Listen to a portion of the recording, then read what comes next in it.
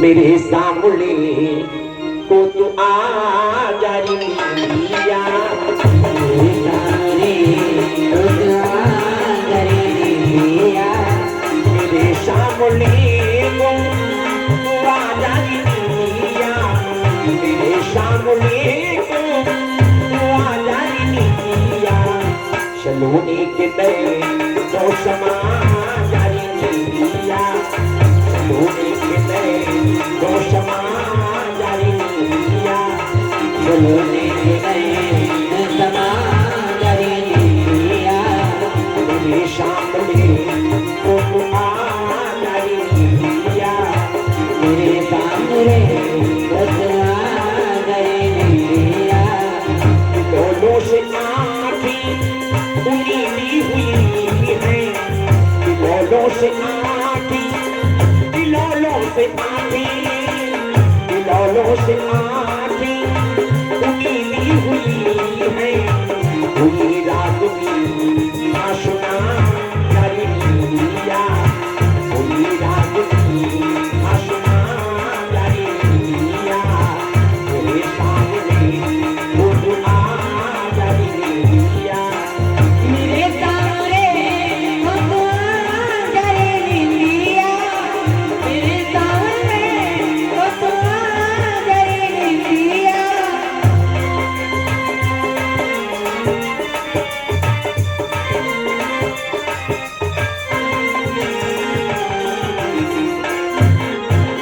नजर ठीक टोना, नजर ठीक टोना, नजर ठीक टोना, न प्यारे किसी का, नजर ठीक टोना, न प्यारे किसी का, नजर में नजर के समा जारी मिया, मेरे सामने वो तू आ जारी मिया, मेरे सामने वो तू आ जारी मिया, सलोने के दे समा जारी मिया,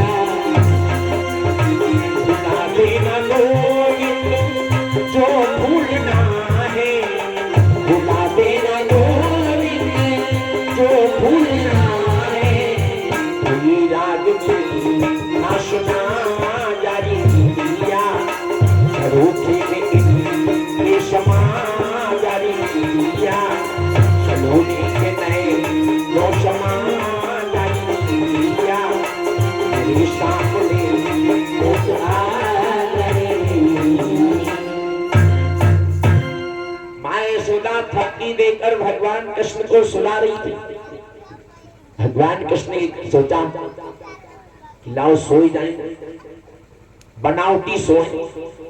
देखिए माँ यशोदा हमको लोरी सुनाएगी या नहीं सुनाएगी, तो इतना कहकर अपनी आंखें बंद कर ली, और जैसे आंखें बंद की तो यशोदा ने सोचा कि अब सोई गया।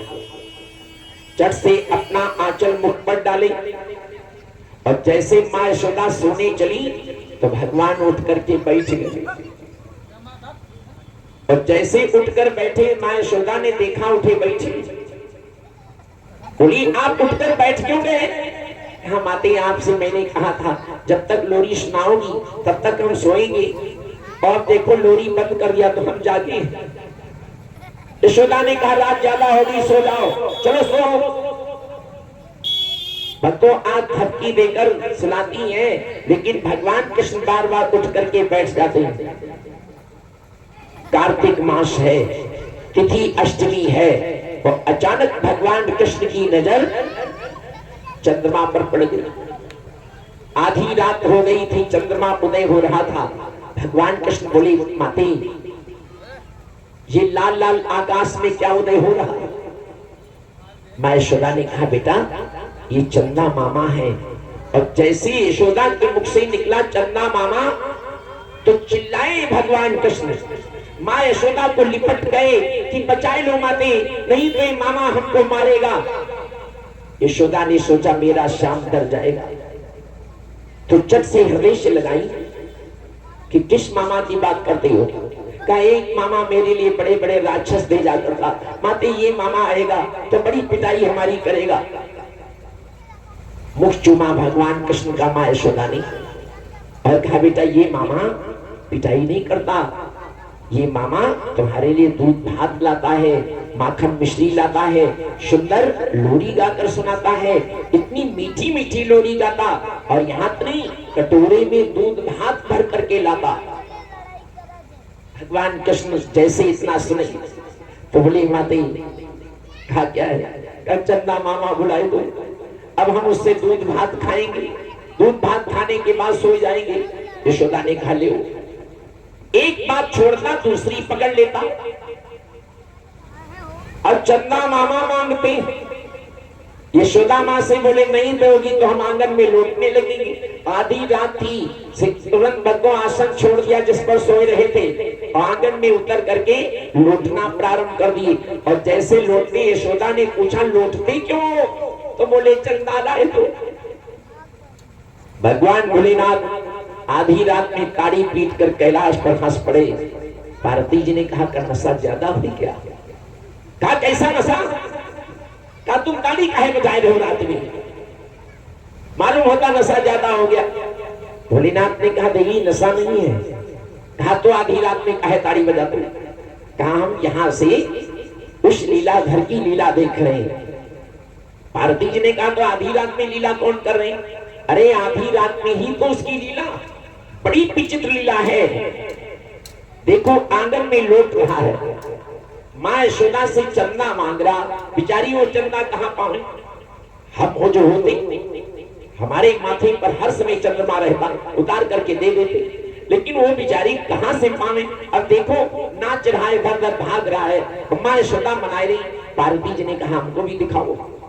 तो दोनों दिव्य दृष्टि अपनी तैयार की, देख रहे हैं भगवान कृष्ण की लीला। अब भगवान कृष्ण भक्तों ठुनक ठुनक कर नाचते हैं, भागते हैं। अब माँ यशोदा से मांगते क्या है?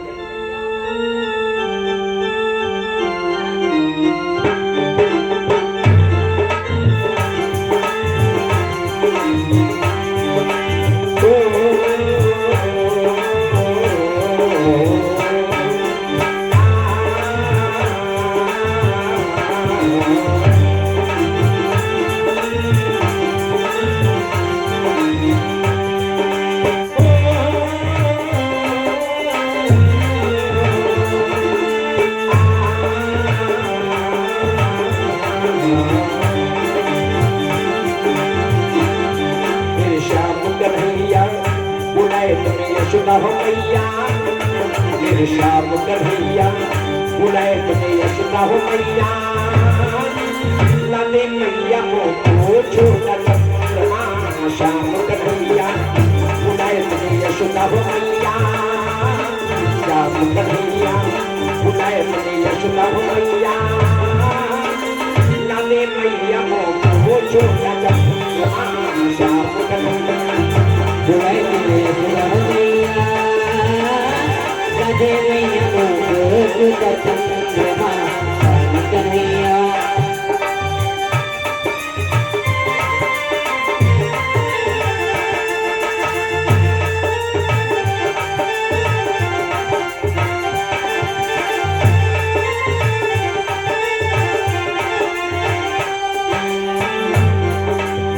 मेरी चंदा प्यारी लाने मुझे चंदा प्यारी जान यही मिल जाए, दुनिया की छवि प्यारी चंदा में है न्यारी न्यारी यही चांद खिल जाए। मेरे श्याम कन्हैया बुलाए तुम्हें यशोदा हो मैया। मेरे श्याम कन्हैया बुलाए तुम्हें यशोदा हो मैया। लाले मैया को तो छोटा चंद्रमा, श्याम कन्हैया बुलाए तुम्हें यशोदा हो मैया। लाले मैया को छोटा चंद्रमा, कन्हैया बुलाए तुम्हें यशोदा हो मैया।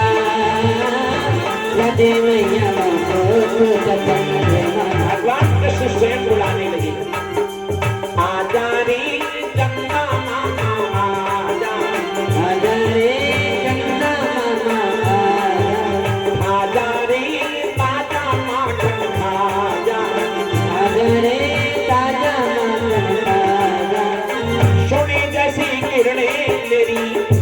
को बड़ी प्यारी। आजा आजा चंदा मामा श्याम ने पुकारी, मेरी तेरी जो भैया बुलाए तुम्हें कृष्ण कन्हैया, मेरी तेरी जो भैया बुलाए तुम्हें कृष्ण कन्हैया।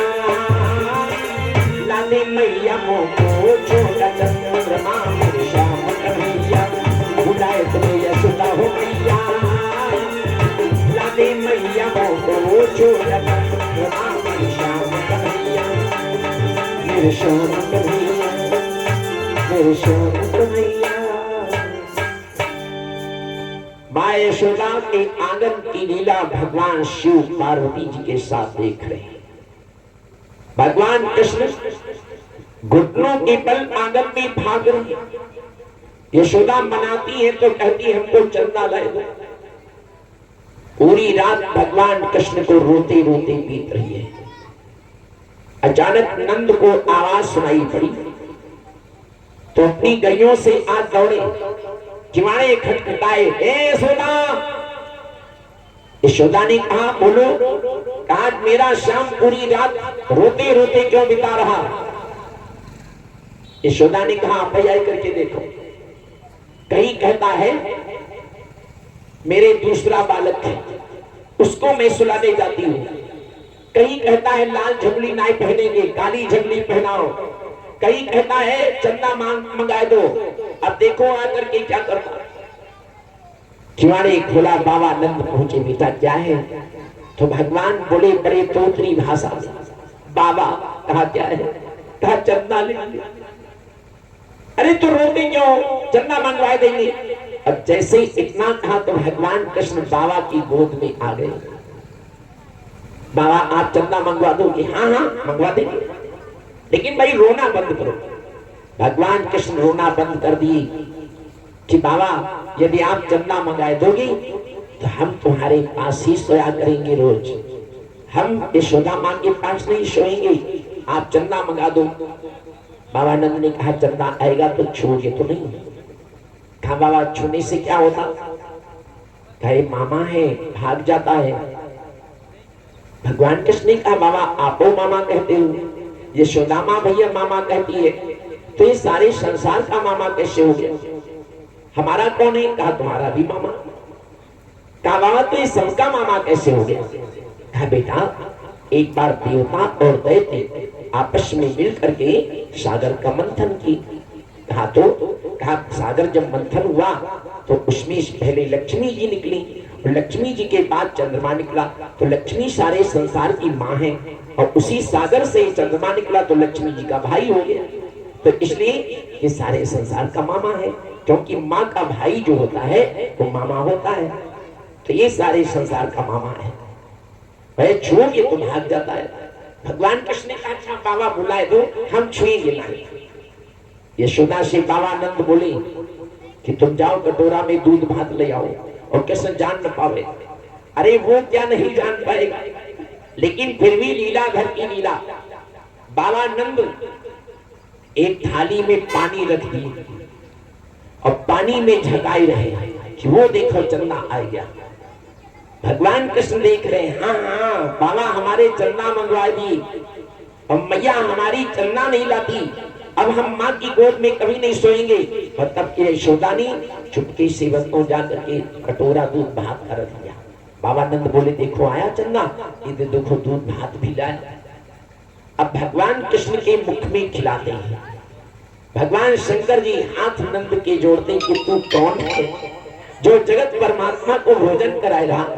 हे नंदराज तेरी भाग्य महान है, तेरा गोकुल धन्य है, किस कार से तेरा वर्णन करूं।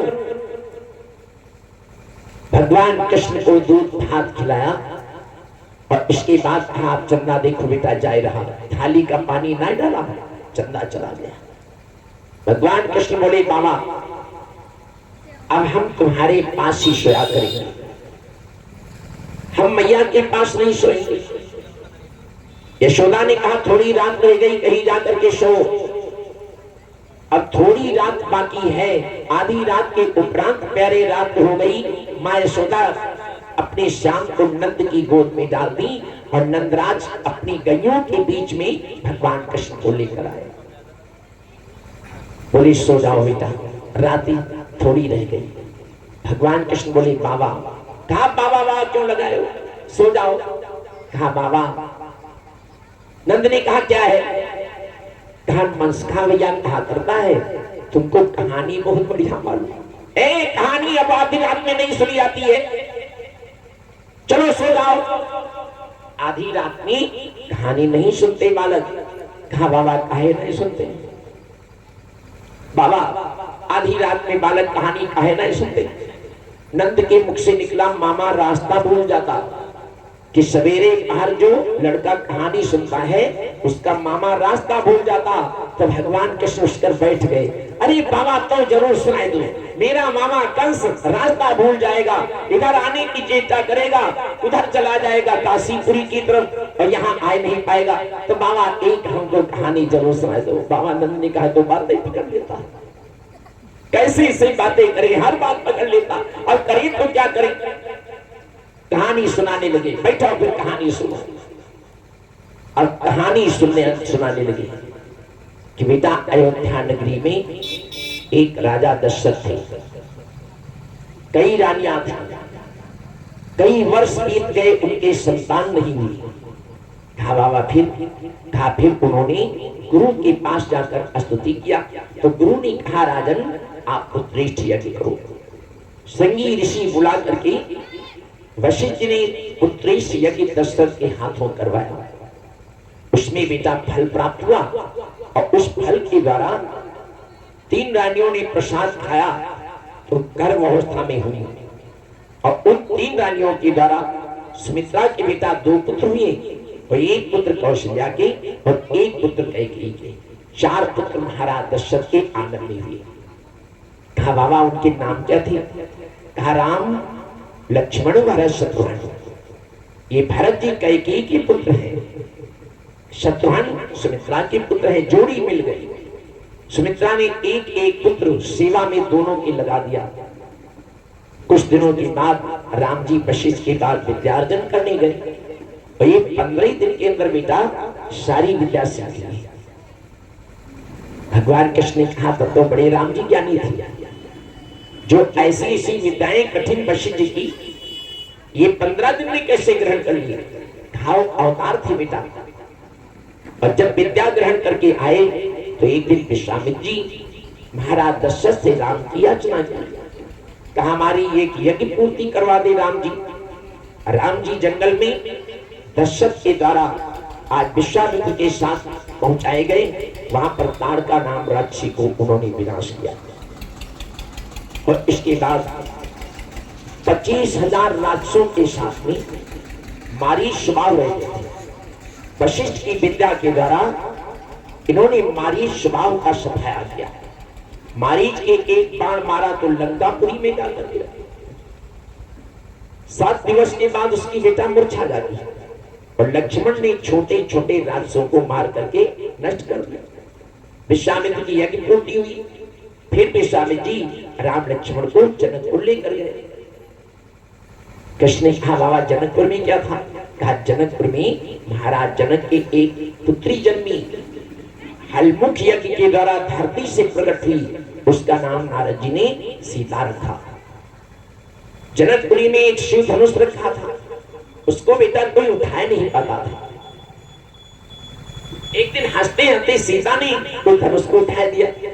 तब से जनक ने प्रण किया कि जिस बलधारी की महाशक्ति धनुहा तोड़ेगी उसी के साथ में हम सीता का नाता जोड़ेंगे। ये रहस्य विश्वामित्र जान पाए तो विश्वामित्र जनकपुर की तरफ लेकर गए। रास्ते में अहिल्या एक नारी पत्थर की बनी खड़ी थी, उसके राम जी ने चरण स्पर्श किया तो सुंदर नारी बन गई।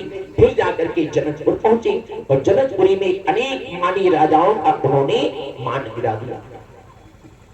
सब धनुहा उठाए नहीं उठा पाए, लेकिन राम जी ने धनुहा उठाकर प्रतिज्ञा चढ़ाते समय उस धनुष को तोड़ डाला। इसलिए सीता जी का विवाह उनके साथ नहीं हुआ। परशुराम जी आए, कुछ क्रोध दिखाए, लेकिन राम जी शास्त्रों से भरी जब उनको बातें सुनाए और अपने को अवतार जब साबित कर दिया तो परशुराम जी सिर झुका करके बेटा चले गए। भगवान कृष्ण बोले फिर कहा फिर जनक के चारों पुत्रों का विवाह जनक ने करवाया। जनक ने चारों पुत्रों का विवाह अपनी नगरी से करवाया। जितने कुंवर अवध में आए सबके ब्याह जनक करवाए। और इसके पश्चात बेटा राम जी कुछ दिन तक अपनी समस्त देवियों के साथ में निवास की। और कुछ दिनों के बाद भरत जी शत्रुघ्न ननिहाल चले गए तो कैकेयी ने महाराज दशरथ से 2 वरदान मांगे। कहा कौन? कहा राम के लिए 14 वर्ष का वनवास और भारत को राजगद्दी। राम जी जब पिता के वचन मानकर जंगल की तरफ चले तो सीता ने कहा राम के बिना मेरा जीवन जीवन नहीं है। वो अपना जीवन खोने चली तो कौशल्या माँ ने सीता को सेवा करने के लिए भेज दिया। सुमित्रा माँ ने लक्ष्मण को राम जी के साथ में सेवा के लिए भेज दिया। ये तीनों प्राणी राज्य छोड़ दिए और राज्य छोड़ने के पश्चात केवट से चरण धराकर जाकर प्रयागराज में भरत राज्य को दर्शन देकर चित्रकूट में एक पावन कुटी बनाकर वहीं पर राम लक्ष्मण सीता के साथ निवास करने लगे। लेकिन जब भरत जी बेटा वापस आए तो मां के प्रति ऐसी कहानी सुनकर राम को मनाने के लिए गए। लेकिन राम जी उनको अपनी चरण पादुका दे करके विदा कर दिए कि हम वापस नहीं जाएंगे। भरत जी ये चरण पादुका जाकर के आप सिंहासन पर रख देना। इस बात से राम जी जब चित्रकूट वाले जान पाए कि मेरे परम अवतार हैं, ये अयोध्यावासी कैसे जो राम जी को वनवास दे दिए, तो धीरे धीरे अयोध्यावासी रोज जाने लगे। क्योंकि उनको धिक्कारते थे तो सब मनाने जाते कि प्रभु लौट चलो, वापस लौट चलो। राम जी ने सोचा नित्य अयोध्यावासी आएंगे तो इन्होंने चित्रकूट छोड़कर नासिक में जाकर के एक पावन धाम था वहीं पर अपना आश्रम बनाकर निवास करने लगे। कहा बाबा फिर कहा नासिक में खरदूषण 14,000 सैनिकों के साथ रहते थे। उनकी एक बहन थी जिसका नाम था सुरप्रखा।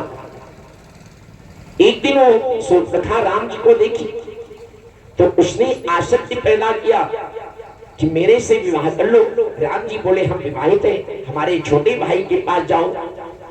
तो छोटे भाई के पास लक्ष्मण के पास गई। लक्ष्मण जी ने कहा तुम भी राजमाता बनने की विचार बना रही थी, अब नौकरानी बनना चाहती। सोचा ये सीता बीच में रोना बनती, लाओ सीता को नहीं मिठाए। तो उसने विकराल रूप धारण किया और राक्षसी बनकर जैसे सीता को खाने चली बेटा तो ही लक्ष्मण ने राम जी के इशारे पर उसको नकटी बूची बना दिया, नाक कान काट लिया। कहा बाबा फिर क्या हुआ? कहा फिर एक खरदूषण के पास गई, नाक कटाए, अपने भाई से बताई खरदूषण से 14,000 सैनिक लेकर के आ गए राम के पास। लेकिन राम ने इतनी चतुराई से सम्मोहन विद्या छोड़कर जिधर नजर जाती थी खरदूषण की सारी सेना राम ही बनाए दिया तो सब आपस में लड़ करके मर गए। तो कृष्ण हंसने लगे कि वाह, तो राम जी के पास बड़ी विद्या थी। कहा उन्होंने अपनी माया के द्वारा सबको बना दिया रामायण और जिधर खरदूषण देखते थे सब राम दिखाई देते थे तो अपनी ही सेना को मार डाले। कहा फिर बाबा, कहा सुप्रखा लंका गई, अपने भाई रावण से बताया तो रावण मामा मारीच को सोने का मृग बना करके पंचोटी आ गया। सोने का मृग देखकर सीता ने कहा हमें इस सोने का मृग बड़ा अच्छा लगा, हे प्रभु इसकी मृग चर्म यदि निकाल करके ले आओ तो हम चल करके वनवास से जब 14 वर्ष के बाद वापस जाऊंगी तो गुरु वशिष्ठ को एक मृग चर्म दूंगी, इस पर बैठ करके पूजा करेंगे, एक निशानी हो जाएगी।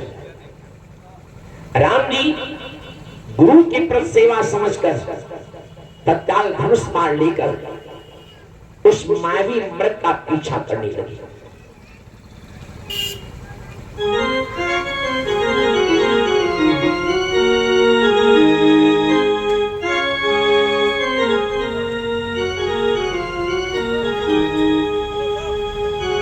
राजा रामचंद्र भगवान की जय, भक्त और भगवान की जय। राम ने मारीच के जैसे बाण मारा, मारीच ने हाँ लक्ष्मण कह करके चिल्लाया तो सीता ने कहा देखो राम, संकट में है लक्ष्मण भैया, आज जाओ अपनी भाई की जाकर के खबर लो। लक्ष्मण एक रेखा खींच करके चल दिए कि माते इस रेखा के बाहर मत निकलना। लेकिन यहां पर रावण जति वेश धारण करके शून्य जंगल जानकर उसने भिक्षा मांगा। सीता ने अंदर से फल फूल दिया, रेखा के बाहर नहीं निकली। रावण ने कहा बनी इच्छा नहीं लेती, तो मर्यादा मानकर बेटा सीता जैसे बाहर आई, रावण ने तत्काल उनका हरण कर लिया। पुष्पक विमान पर बैठाकर लंका लिए चला गया।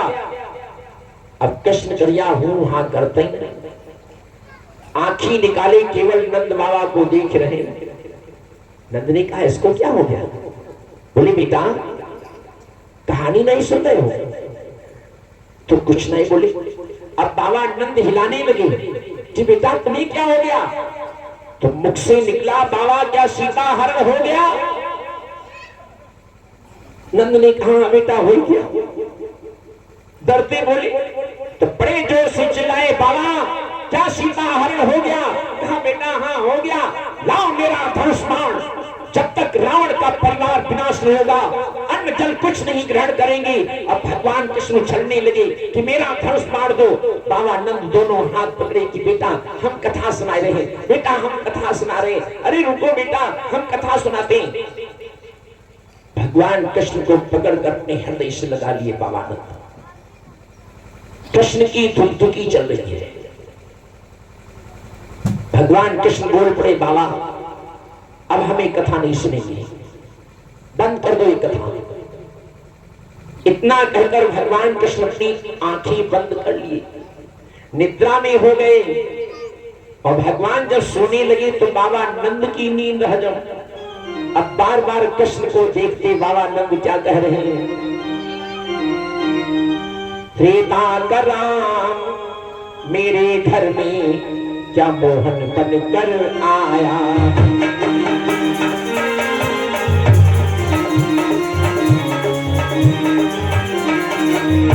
त्रेता का राम मोहन बनकर क्या मेरे घर में आया है।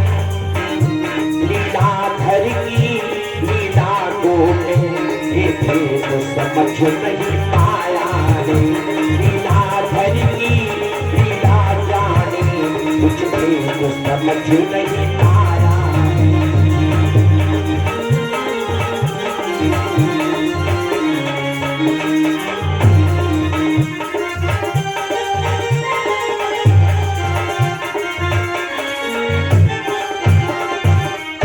हे लीलाधारी लीला अपनी तू जाने, हम तेरी लीला से तो व्यक्त है, जानते नहीं कि तेरी लीला है क्या।